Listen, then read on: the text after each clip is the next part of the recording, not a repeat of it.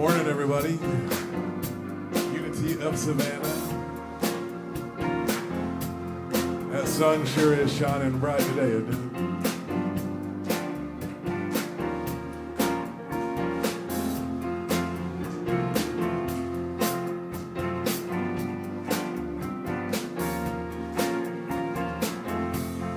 I'm in the right place at the right time, just where I'm supposed to be.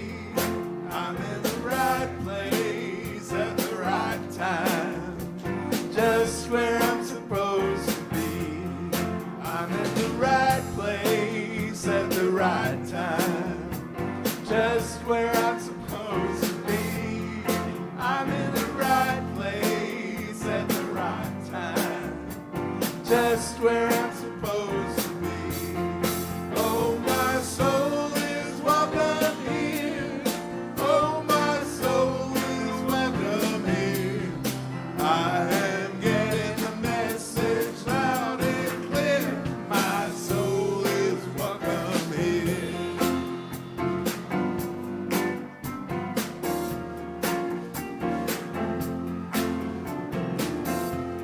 We're going to have a wonderful today. We've got some lovely guests in the house. I'm going to let Rev Dale introduce them.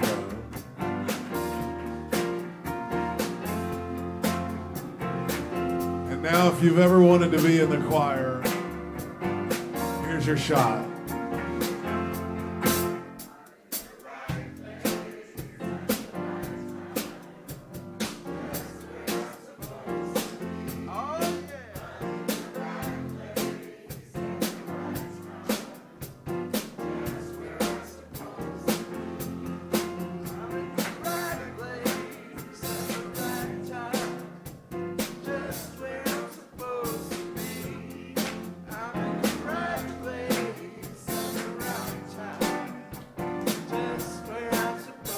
Real big. Oh, my soul is welcome here. Oh, my soul is welcome here. I am getting the message loud and clear. My soul Is welcome. Yeah, that's right.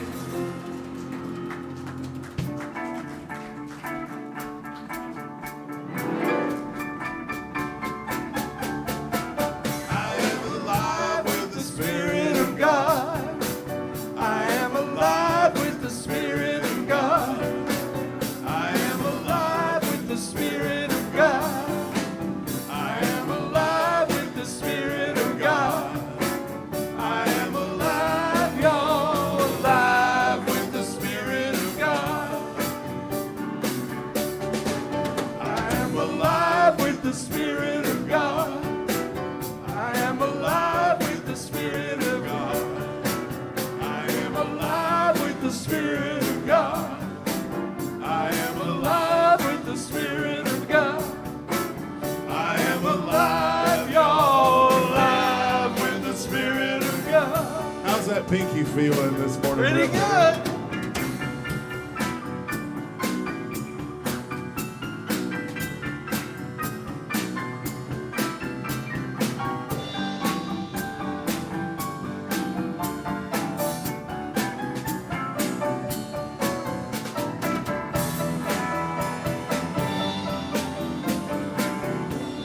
Hey, let's take a moment and get to know each other a little bit. Say hello, get a hug or a handshake.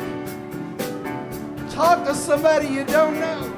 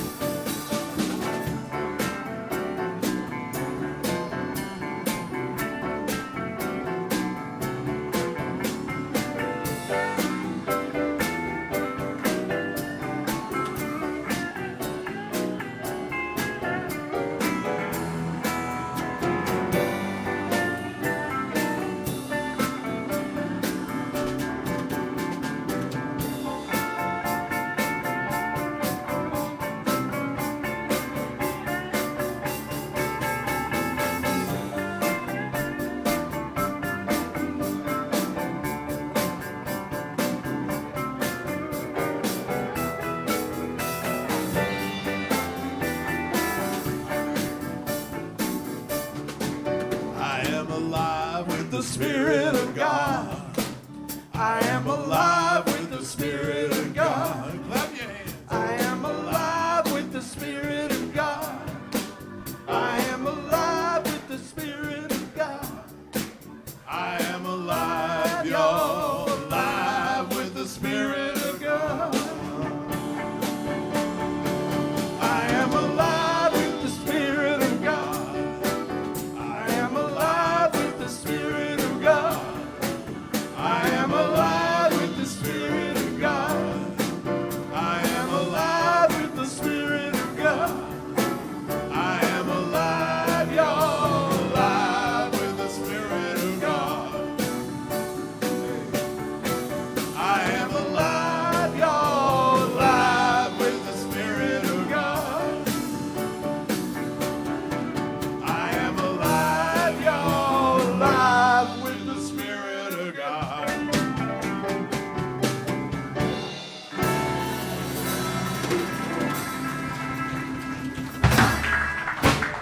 All right, good morning. Good morning, everybody. Touch somebody and say, good morning, it's good to see you.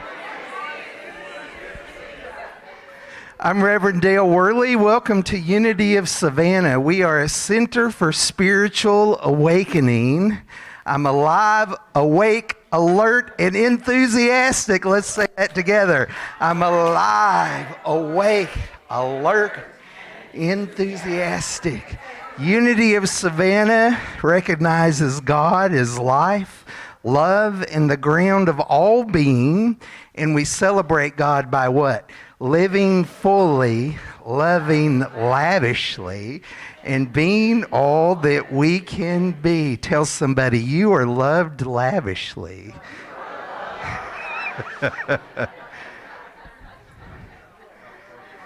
Before we move into prayer, I have two things. I'm so happy and grateful that our friends David and Shawn are here all the way from Connecticut. And I'll say more about them in just a minute, but first I just want to say how grateful I am that I can be away from... Y'all get me every time. It's like in a church, if the preacher doesn't cry. But my heart is so open because I can be away and everything goes just fine. I'm so happy that I was able to be with my family, to lead the graveside service for my Uncle Bruce, who's the last one of my mom's brothers and sisters. There were 4 of them, and we buried Bruce right next to my mother's grave. So I led the service in Huntsville, Alabama, on last Saturday morning. So that's why I wasn't here with you. But I just can't say enough how much I appreciate that I was able to go up there and come back, and everything here, everybody just steps up and does it. And wasn't Reverend Ed wonderful?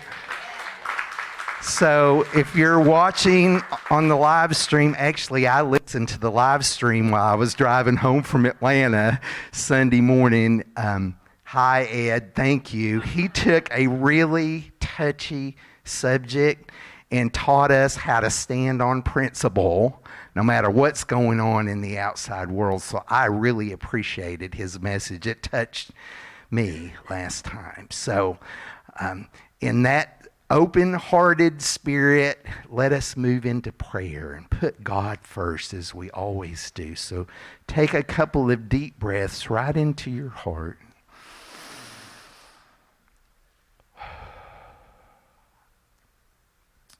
And feel after the Spirit of God that is in this room, surrounding us, moving over us from the top of our head to the bottoms of our feet, and filling our hearts with a sense of peace.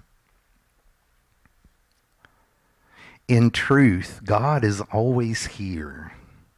And this is our opportunity to return to the truth of our being, that wherever we are, God is. And right here, right now, all of us join together, heart to heart and mind to mind, are alert and aware of this Holy Spirit in which we are marinated.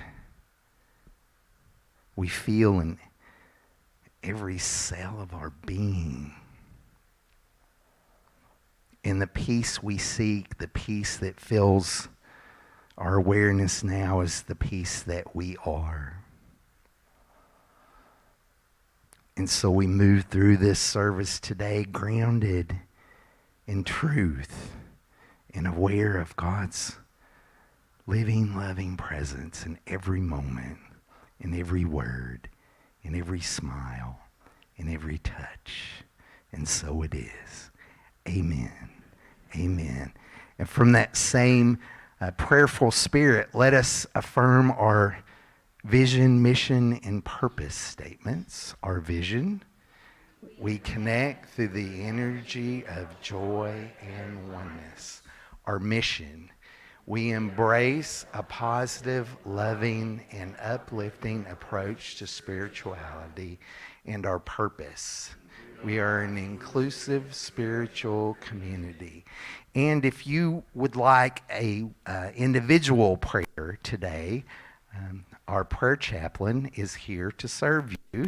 June is serving as our prayer team member this morning. She's here to hold sacred space, to listen lovingly to your prayer intentions, to pray affirmatively and from the heart, and to hold in confidence what is shared. So thank you, June. She's available in the sanctuary after the service today. So give it up for June, please.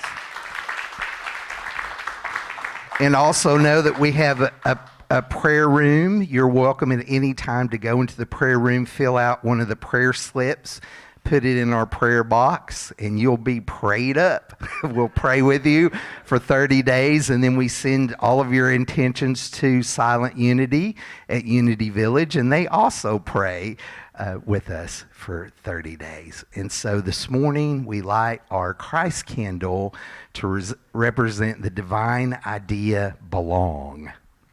Belong. As spiritual beings, we all belong in the heart of God. A true sense of belonging is one of the best feelings in the world. It's knowing I am at home, fully accepted just as I am, and valued for my unique contributions. Today I celebrate the belonging as a divine being, a child of God. No matter my station in life, my personal history, or my particular circumstances, I am a valued member of the human family. I extend this understanding to all others. I look beyond appearances and even my own preconceived notions to see my fellow divine beings. I honor their unique gifts just as I would want them to honor mine. We belong together. We belong to one another. We all belong in the family of God.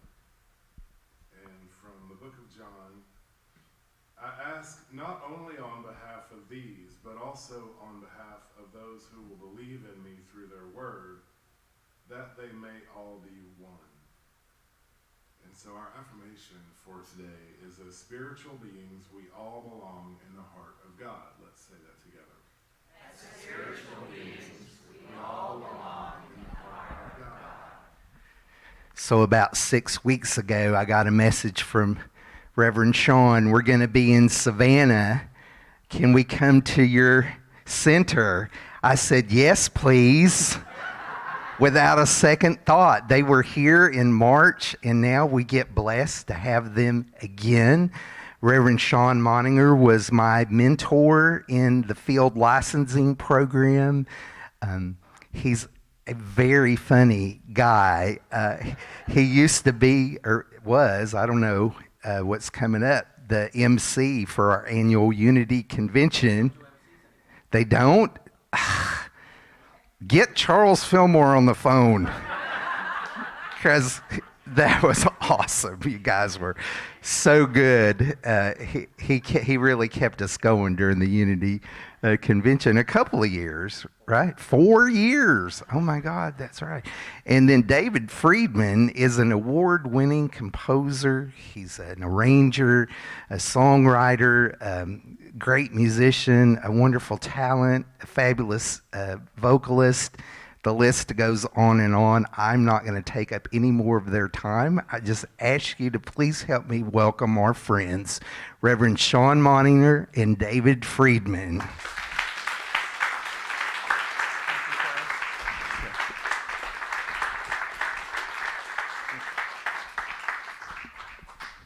Good morning. Thrilled to be back here at Unity of Savannah. So we're going to start with a meditation. So as I like to say, put your hard hats on. We're going in. David has written an original song for us. And that's going to be our meditation with some silence. Go. Just close your eyes. Get comfortable. Underneath the noise, underneath the bustle, there's a silence. If you listen, you can almost hear it. Underneath the rush, underneath the hustle, there's a quiet where it's safe and there's no need to fear it. There you might find joy, there you might feel pain. Memories and dreams may visit from your youth. But if you can be still, your search won't be in vain. For deep inside the silence, you will know the truth. God is in the silence. God is in your heart. God is ever present. If you're looking for God, the silence is a good place to start.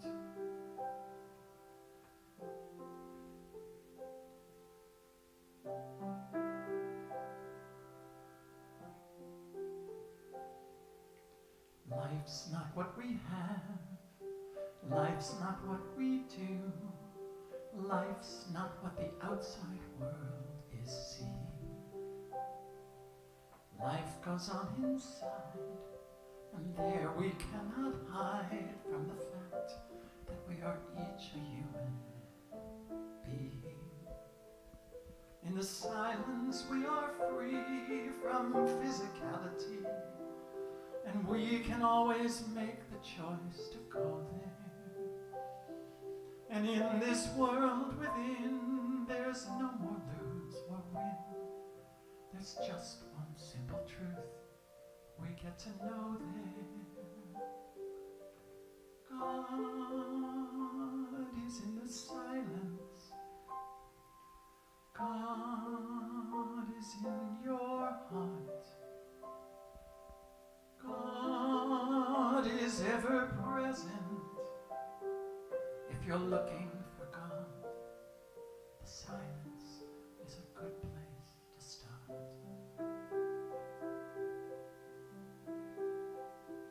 So quiet your mind, settle in, make the choice. Be still, and you will find in the silence you can hear a still small voice saying, God is in the silence. God is in your heart. God is ever present. If you're looking for God, the silence is a good place to start.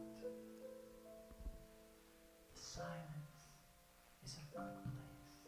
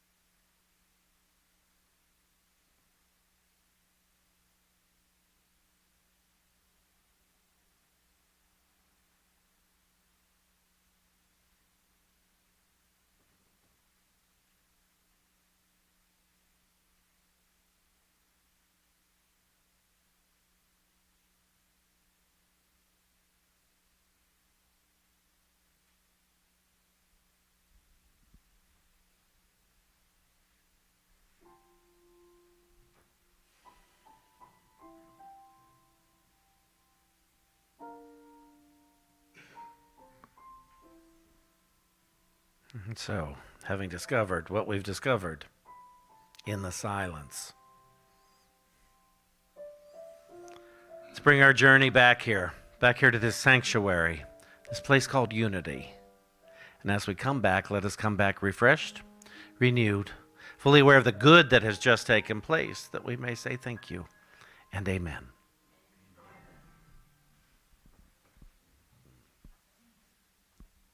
Good morning. I'm glad to be here. David wrote the next song too at the end. A couple of weeks ago, I came back from a Vipassana course, 10-day meditation course. Has anybody here ever done the 10-day Vipassana meditation course? It's hard, isn't it? Yeah. This was my 6th one, and I'm not bragging. I know, I'm fancy, but I'm not bragging. And my first one was the hardest. It was like quitting smoking. It was every bit as hard as quitting smoking. And they're always different. About every couple of years, every time I've ever gone, except for this time, I've always said, never again. I will never do that again. And this one, I'm thinking, at the end, I thought, I might do this next year or the year after. Maybe I'll go and serve next time instead of just sitting. And Vipassana is a Buddhist meditation. And it's not a retreat that you go to. It is a course of meditation. And I'm not here today to teach Vipassana. I'm not qualified. I'm not here to teach Buddhism. I'm here to share my experience with what happened. Because Buddhism is not a religion, in case anybody didn't know. Unity is not a religion, in case you didn't know. Yes, somebody knows. And so Unity is a spiritual philosophy for positive living, as I like to add to that. And Buddhism is a practice for knowing one's being. And the first time I ever heard about it, a friend of David's was at the house. And this woman had just done this. And this was like 2012, I think it was. And I heard about it, and I thought, 10 days of silence. That's for me. I knew, as most people say, I could never do that. And I knew I could do it so well. And I couldn't wait to do it. And so I looked it up. There's an ashram up in Massachusetts. I hear there's one in Georgia as well. I think Jessup, Dale said. But the one up in Massachusetts is quite lovely, quite frankly. And it's a little rustic, but it's still nice. And so I looked it up, and you got to sign up about 6 months in advance to be able to get a space. As hard as it is, it's very popular. And it's crazy. But the point of it is to eradicate all craving, all aversion, and all ignorance. And in order to do that, you sign up for certain strictures, we'll call them. And rules, what are they really but guidelines for living well, hopefully. And what you agree to is that you will not kill any living thing. And I thought, okay, I guess I can do that. Okay, and it doesn't just mean people then. I thought bugs. Because they used to have tents and cabins there, as well as a limited selection of rooms. Now it's all rooms. They've added on. And I was very clear up front. I said, I'm going to have to stay inside. If I can't kill any living thing, I can't be outside. I can't be out in nature. I can't. I know myself. And so no killing anything, no reading, no writing, no music, no praying. So you can't journal because you're doing Vipassana. You're doing meditation. There's no cause for prayer. I know. How about that? And they wake you up at 4 in the morning every day. There's like somebody clanging a clanger to a gong. That's what it's called. To wake everybody up. And by 4:30, you're in Vipassana. You're in meditation. And the first night we are guided. You get there the first night on a Wednesday afternoon, really. And there's a small dinner, and they tell you everything while you can still talk. They explain what's going to happen, the basics, how it's going to work, and you meet the other people there. And it's 44 men on this side, and there's 44 women way over on the other side there. Everybody's segregated. The women in the meditation hall, we're all in one room, but still the women are on one side, men on the other. And so this was done for me my first time. By some guy who, I think it was his 20th time doing it. And I knew he was on my side through this whole thing. I knew we would never talk, but I knew if something happened, I could go to him. And I don't know what he would do to protect me or save me or whatever, convince me to stay, but I knew he was willing that I complete this thing. And so I knew I had somebody on my side. So that's what I do now. When I get there, I find the new guys and I say, look, this was done for me, and I want you to know I'm on your side. And I'm willing that you complete this course. And we're not going to have happy gazes across the dining hall or at doorways or anything. We will never communicate. I won't meet you in the hallway with a smile. It won't be any of that. Just know I'm here, and know that if Shawn, can do this, you can too, because I'm not special. But if I could complete it. So, and I have found out from guys afterward a couple of times now. Shawn, one guy 2 times ago said, Shawn, did you look at me the other day and smile? And I said, not that I'm aware of. And he said, because that's what got me through. I was going to leave, and I looked at you, and I'm sure you looked. I said, I don't know, but yay. Yay, well, you made it. So, no killing, no sex, no reading, writing. There's Vipassana. there is Vipassana. And they... No smells?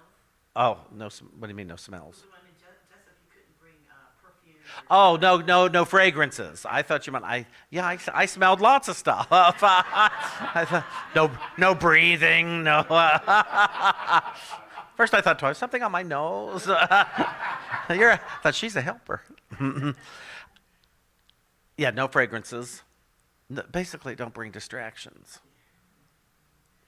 Because you have your mind to distract you. You don't need anything else, any outside influences.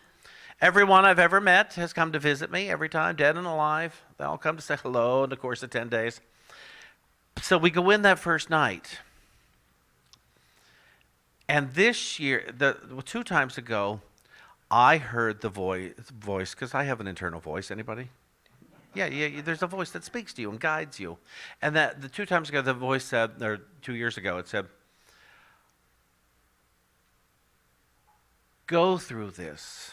Don't get through it. Because my first night, I'm looking at the last day. Thinking, okay, 10 days from now, I'll pack the car. I will do everything. But I heard go through it. And that got me peacefully through my first couple of days. This time, I heard be here now. That was great. Be here now. So on Wednesday night, I wasn't planning Thursday. And on Thursday, I wasn't planning Friday and the last day. And this is the first time I didn't, because I have a little walking path. And the parking lot's right on the other side of this woodsy area. And my first few times, I would beep, beep my car fob just to make sure my car was there and it worked. Beep, beep, beep, beep. And I knew I could leave at any time if I had to. If it got too hard, too crazy, I can leave. This time, it was a few days into it before beep, beep. I did. Don't we all? From any given day, don't we have an escape plan? For some of us, it's donuts. For some, from our feelings, our sensations, our pain. So, back to that. So, eradicate craving, aversion, and ignorance. They call it sankhara. And we create these cravings by way of focusing on our aversions. By focusing on what I don't like or what hurts, I begin to crave the sensations of trying to get rid of it. But what I end up doing is craving even more. We'll do it with resentments. I can get a good resentment. Anybody? Yeah, I know. And you think you're justified, and you think you know what you're talking about, and you don't. But it feels heightened. I'm more vital. I'm more alive with a good rage. And good offense. Who's hurt me now?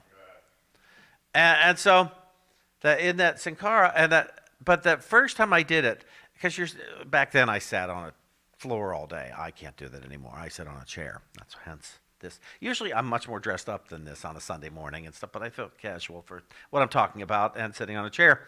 So on the beginning, I'm sitting on the floor on a little stool. They give you a pillow. They have other pillows you can use. And it's like, oh, okay, now I'm settled. Oh, my back. Oh, okay, oh, my butt. Oh, my legs. You just when you think.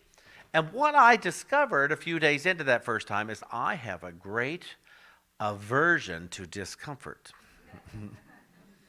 And then I discovered I have a great craving for comfort.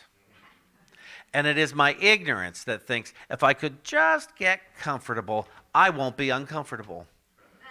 So what that tells me in my mind, I'm focused on the physical, not the spiritual. I'm focused on how do I get this flesh comfortable, and I never will. We're sitting there, and, we're adjusting the neck and everything because we have sensations going on we're not even paying attention to. And so I thought it's my ignorance. And I thought now I have this down. Well, you can make an appointment with the assistant teacher. The main teacher is on video every day and on audio. But you can make an appointment with the assistant teacher. There's one for the men on a box up the front there, and one for women up in the box in the front there. And I made it a lunchtime appointment for a brief visit with the assistant teacher, as you can do. The only time you're allowed to talk. And so I got that. I went in and I sat down on the floor. And I said, I think I understand this. If you just, the craving, aversion, what I just explained to you. And I said, what do you think? And he said, why don't you just keep doing Vipassana, Shawn? And that was the end of my interview. He was not there for a philosophy. He was not there to complete my loneliness or to undo my loneliness, because that's really why I made the appointment. I was lonely. In all that quiet, I got lonely. In all those invisible people's visits, I got lonely. So I made the appointment to visit with him. And then when I found out, boy, it's not a big payoff here in this appointment. He didn't ease my loneliness, but he was wise. I got wisdom, which is just do Vipassana. That's what you're here for. Just be. And keep doing this and find out what it is. Nobody is going to solve this for me intellectually. Sometimes, I just retired from my church last year, 19 years. And every now and then I'd hear someone say, well, Shawn, I'm really not being spiritually fed. And I think you're not being as entertained today. You're not getting intellectual stimulation. Some people are professional students. They want to study all the time. But to be a practitioner, that kicks in our stuff. And unity is one of the hardest of all. It seems easy on the surface, doesn't it? You come in, oh my goodness, unity is amazing. They don't want anything from me. They just tell me I'm good and God loves me and oh, I love it. And then some itchiness occurs.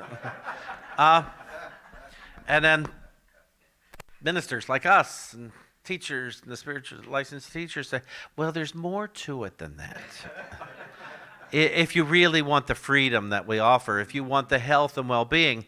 How many of you know the story of Myrtle Fillmore and her healing? Okay, Myrtle Fillmore, Unity's co-founder, she was diagnosed with tuberculosis in 1886. And she didn't care for that diagnosis, but what was supposed to do? She was given 4 months to live. And she went to other doctors, and they all said, you're going to die. And she said, I don't believe it. There's got to be more. And then she heard a teacher one night, E.B. Weeks in Kansas City, say, I'm a child of God, therefore I do not inherit sickness. And so she thought, that's right. You never read about God having a cold.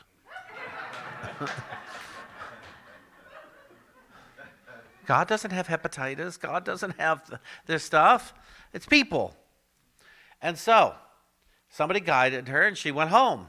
And she apologized to her body for calling it sick. Once. She apologized once because anything more would imply guilt and would exacerbate the diagnosis rather than the wellness.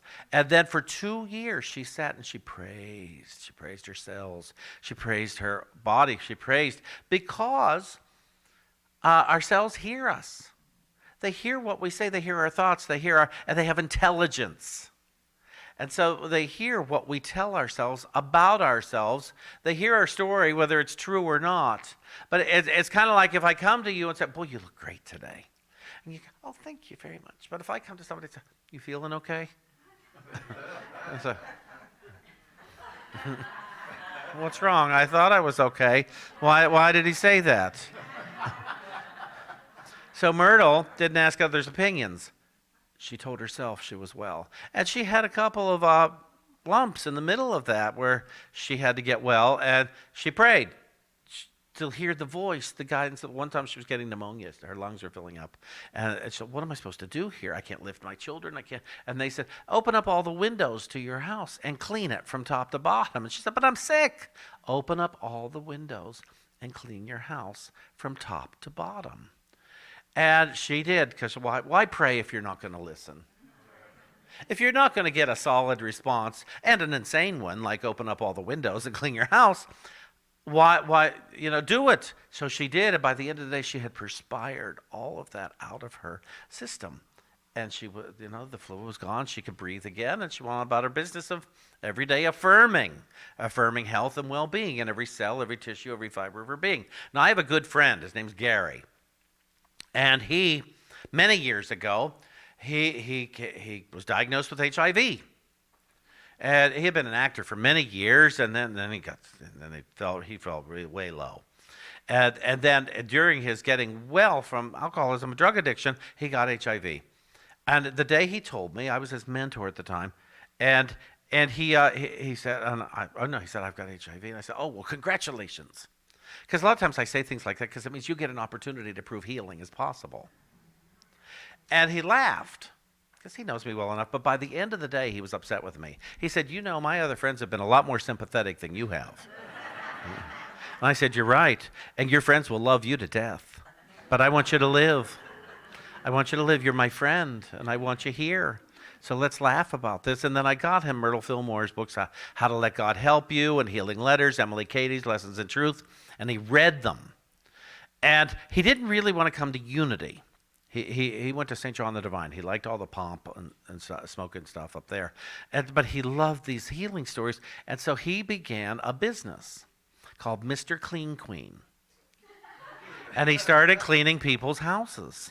He got paid to go in, and he got the ones that haven't cleaned in 20 years, and he would shovel them out of their apartment. And he would clean it so beautifully, they would hate him. The people that hired him hated him because they lost. The only place left for self-loathing was the mirror. They couldn't look around and say, oh, I live in a pigsty. There was no pigsty. What's left? Themselves. But he got well, and he shows no signs of HIV, and he has since become a working actor again, and he's traveled around, and now he's a recovery coach in Florida, and he lives they just made a documentary of his life and everything, and he's a fascinating guy, but it's because he changed his mind. He opened to something new, and that's why we do these things like Vipassana. Why we go to India to study, why we do something unfamiliar to our daily practice. That's why God is in the silence. I don't ask God for anything anymore. And I got that a couple of times at Vipassana. I stopped asking God. I realized when I use the word God, what I'm really doing, trying to get something. So I usually use the word love. Because love is the equivalent of God, but there's no materiality to it, and so that I find that a much more effective way for me to pray. So when I'm at the Vipassana place, though, and I can't pray, I didn't use love, I didn't use any of that. Now here's the hoop. About 5 days into the process, my mind started to spiral, because it will do that if you're quiet long enough. On your path to healing, you might go crazy.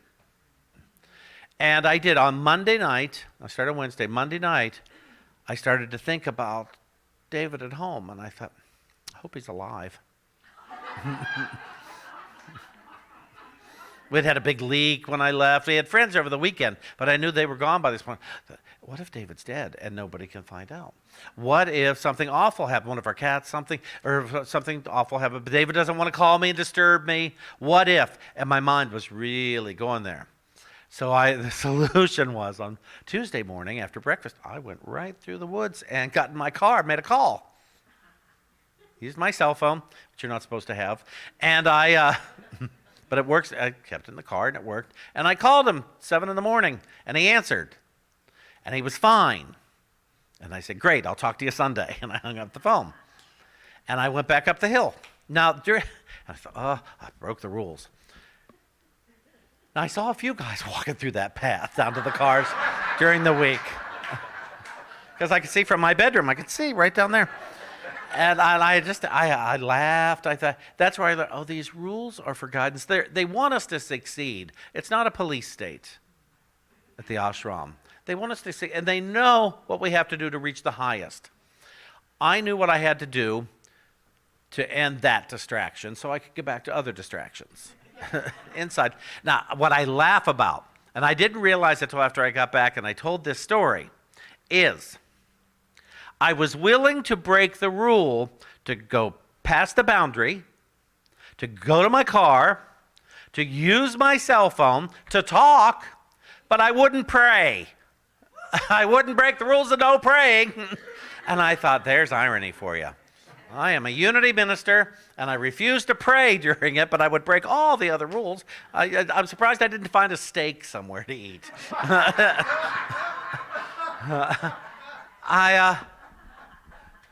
The stuff. Now I want to read this to you because I want to get it correct. It's an instruction we got. You're given it every time, and it says, take no notice. Take no notice. Take great care that your actions do not disturb anyone. And take no notice of distractions caused by others. There's a tough one. Keep one's mind inward, ignoring any inconveniences and distractions that one may encounter. There was a fellow that was placed next to me because we're assigned. Our eating places, our rooms, there's a pagoda with individual cells and things.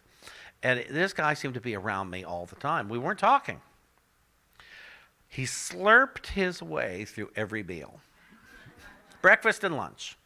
Slurped his way away. He snored in the pagoda cells. And he was usually late for the sittings. And then he would come in and twirl his blanket around him and flop down on his pillow. Hard not to notice that. And it was 3 days in before I heard, love him. Just love him. Take no notice, Shawn. Take no notice. He's not hurting you any. It's your story about him that is distracting you.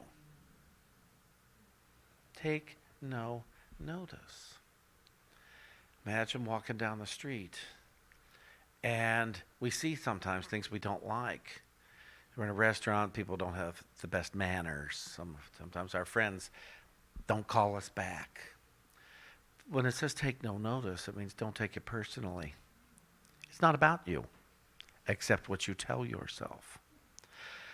It's the gift I keep getting from doing these things is, what everybody does isn't about me. What I think about it is. What I tell myself I should think, feel, say, or do. That's about me. And all it does really is distract me from my peace. Now, I get great learning lessons from all of it. From every bit of it. But in an event like this, what I have to go do is sit. I just have to go sit. There's nothing to be done. I forgot to tell you the hardest part, the part that scares everybody that I tell about this who hasn't done it. It's 4 o'clock, they wake us up. 6:30 is breakfast. Nice vegetarian. I had oatmeal and prunes and bananas every day. Delicious. Your next meal And your last meal of the day is at 11 a.m. I see, you're looking. I'm sorry, it's just too cruel. What are you doing to yourself? And it was a delicious vegetarian meal every day. And I'm not a vegetarian except when I'm there, but I eat vegetables. And they would make great stuff, these servers, these volunteers. Everybody's a volunteer. The teachers are volunteers. And this great meal, 11 o'clock, done by 11:30. And, oh, you get tea at 5 o'clock. I forgot to mention. At 5 o'clock, you can have tea. And if you're a new student, you may have a piece of fruit. Old students, just the tea. I was never hungry. I was never, in fact, the main teacher said, try to keep your stomach just 3/4 full. Don't try to fill up. The best day was macaroni and cheese day. That was my favorite day. The Mung Dao was not my favorite day. Oh, what that does to your body. It's cruel. And, but with every day, there's things to pay attention to. Oh,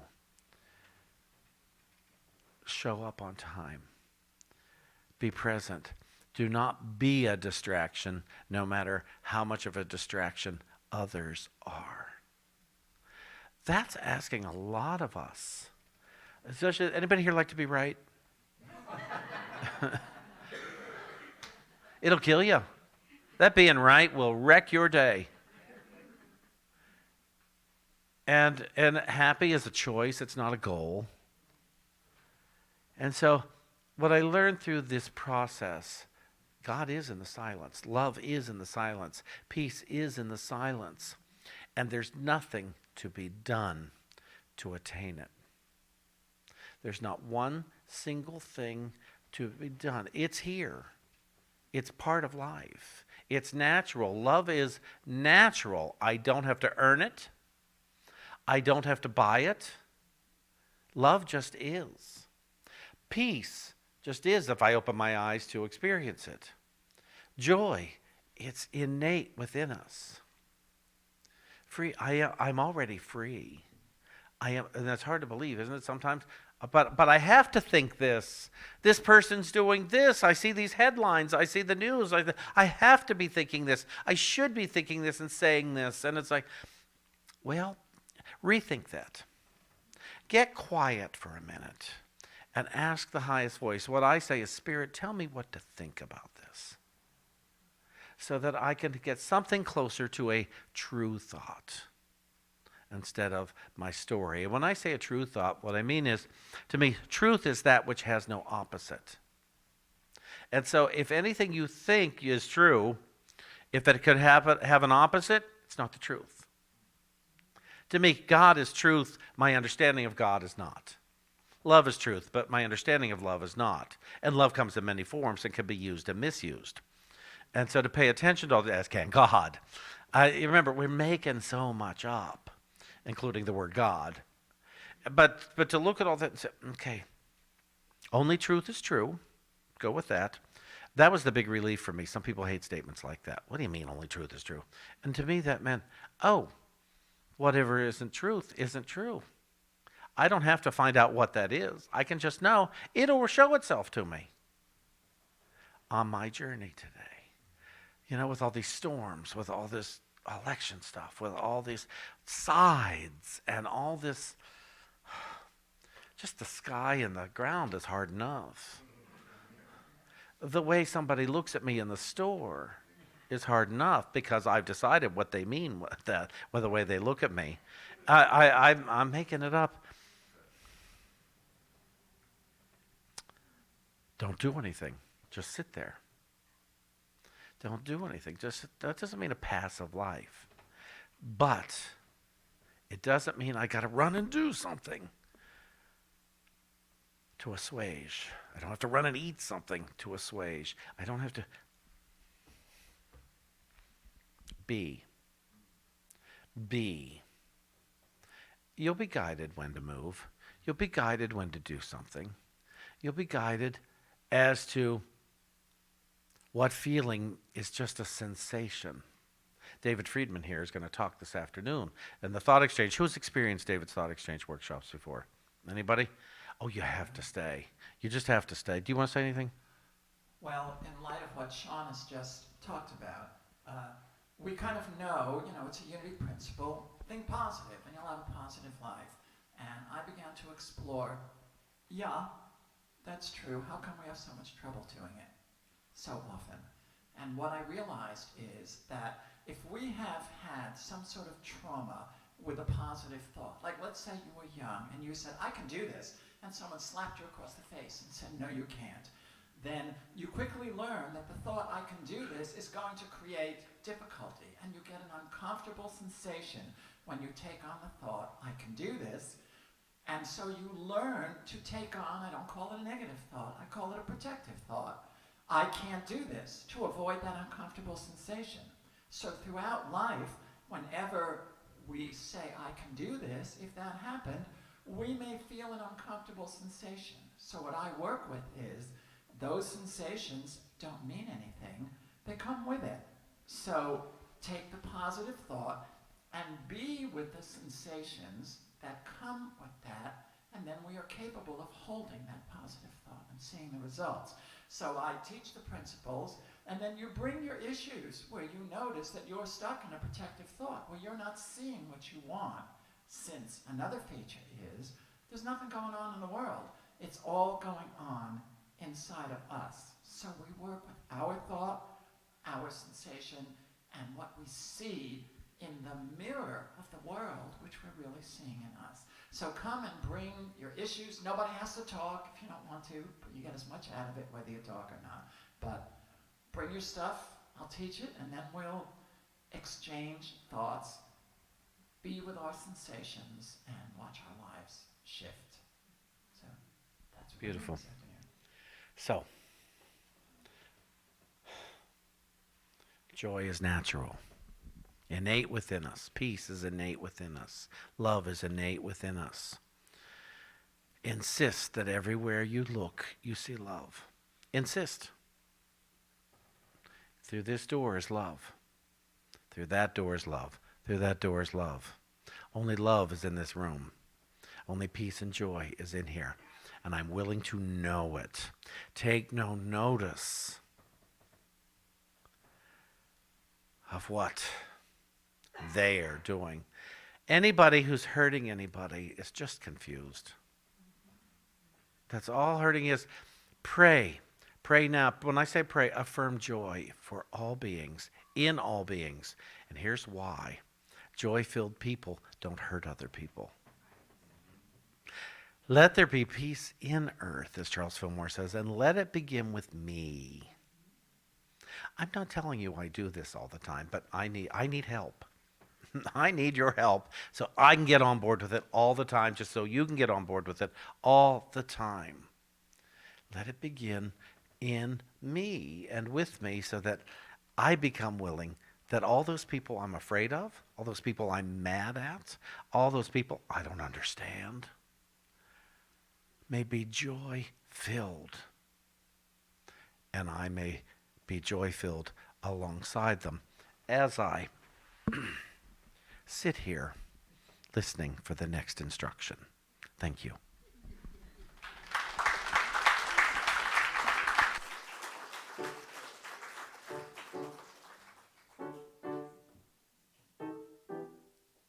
When you're put upon and stressed and not feeling at your best and confused about what's false and what is true, that's the time that you should know there is just one way to go that is guaranteed to always see you through. Don't just do something, sit there. That's something we rarely do.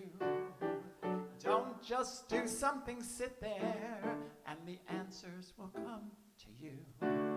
When you're lonely and depressed, just remember that you're blessed with a place where you are always safe and sound. So before you medicate, take some time to meditate, and whatever has been lost will soon be found. Don't just do something, sit there. Forget about fight or flight.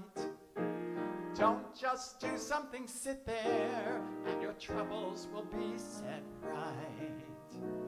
There's a quiet place inside where the truth will often hide, always waiting in the silence to be found. Shut your mouth and shut your eyes, and you'll find to your surprise wise, that new thoughts will have the chance to come around. Don't just do something, sit there, though sometimes this might feel odd. Don't just do something, sit there, just sit there and sit there and sit there and sit there and sit there till you find God.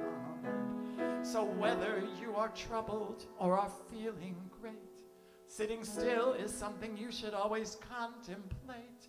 As the Bible tells us, God helps those who stand and wait. So go within and commit there. Don't pursue something, don't accrue something, don't think through something, don't poo-poo something, don't you brew something, don't undo something, don't woo-woo something, don't boo-hoo something, don't shampoo something, don't unscrew something, don't just do something, sit there.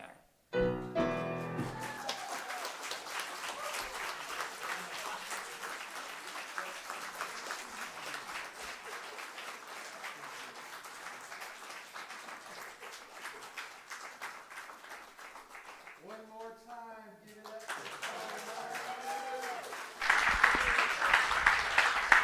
Reverend Shawn Moninger and David Friedman, thank you. That was awesome. I love that song. So please stick around at 1:30 for the Thought Exchange workshop. It's a $20 suggested donation, but nobody's turned away if you don't have any money. So we're glad that you're here. Tell somebody I'm glad that you're here today. Yeah. And we have 5 principles that we teach and practice. We like to always review them when we get together every Sunday. So please affirm with me our first principle. What is it? God is all there is. Our second principle, we are all that God is. Tell somebody, you are all that God is. Our third principle is called the law of mind action. What is it? Thought plus feeling equals outcome. Number 4 reminds us God is in the silence. Together, there is power in affirmative prayer, in meditation. And number 5, we must live the truth that we know. I like it when our board treasurer, Marguerite, says that our love offering is an opportunity and not an obligation. So if you feel obligated to give money today, put it back in your pocket. I will let you know that the board has decided that over the next 3 Sundays, 10% of all of our offering that we receive in person or online on Sunday, 10% of that is going to hurricane relief.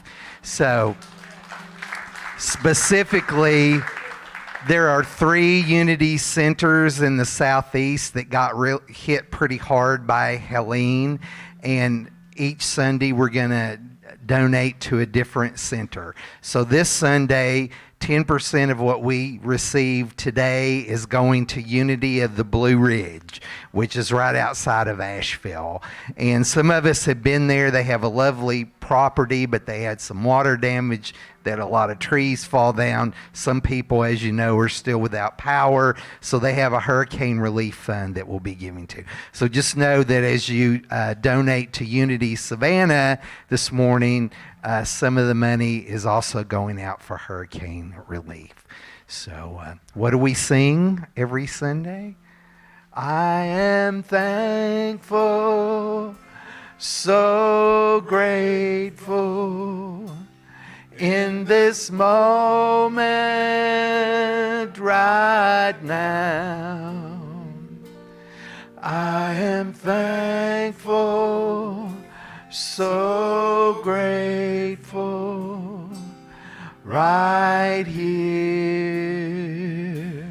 right now. I am thankful, so grateful, in this moment right now. I am thankful, so grateful, right here, right now. I am thankful, so grateful in this moment right now. I am Will you pray? thankful, so grateful, right here, right now. Dear Heavenly Mother, Father God, we thank you, we bless you, and we so appreciate you. We know that as these love offerings come from your heart to this sanctuary, that it will go out into the community, into the universe, and return to us 1,000-fold. And for that, we are so very, very grateful. So as we take that into our being, won't you join me in the offertory blessing together? Divine love, as me, blesses and multiplies all that I have, all that I give, and all that I receive. I am grateful. So it is. Thank you. I am thankful, So grateful in this moment right now. I am thankful, so grateful right here, right now. So I'm very thankful and grateful that for the past 20 years, there's been a young man who's been working really hard behind the scenes to make sure that everything goes well on Sunday. His name is John. You might know John, the sound booth guy, is retiring at the end of the month. I know. So we're having a party to celebrate John's retirement on the last Sunday of this month. So please come on October 27th and help us to celebrate and appreciate John.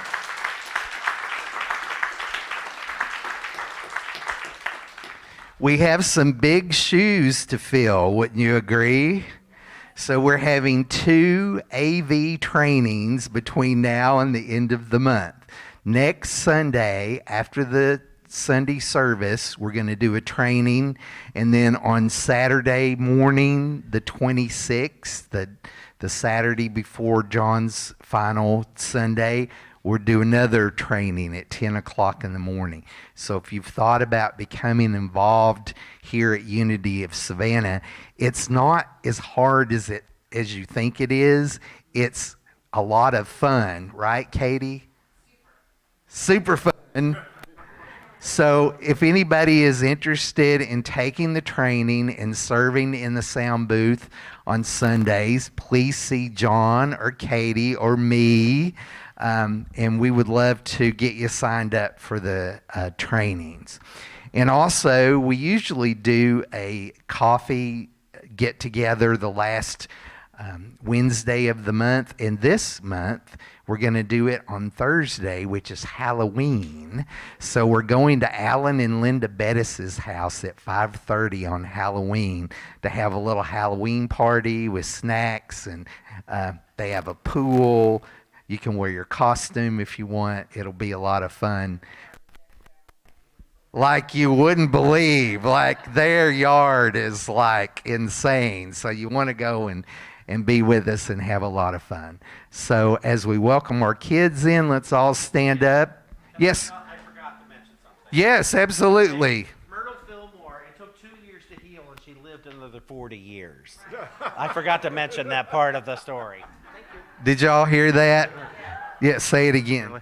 Myrtle Thorne, it took 2 years to heal the TB, the tuberculosis, but then she lived another 40 years, and that's how Unity began, with a silent Unity prayer group around her kitchen table.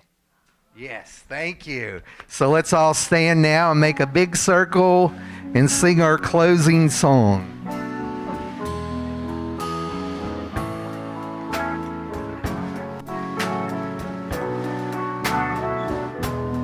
Everybody spread out. Make a big circle. Look around at the face of love. What a beautiful, beautiful circle of people. Let there be peace on earth and let it begin with me. Let there be peace on earth, the peace it was meant to be. With earth as our mother, family all are we. Let's go with each other in perfect harmony.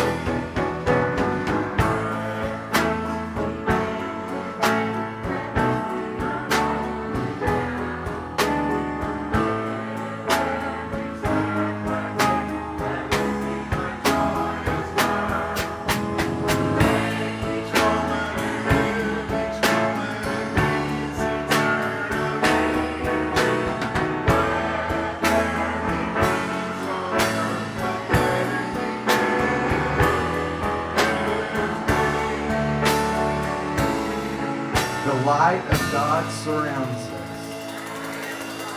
The love of God enfolds us. The power of God protects us.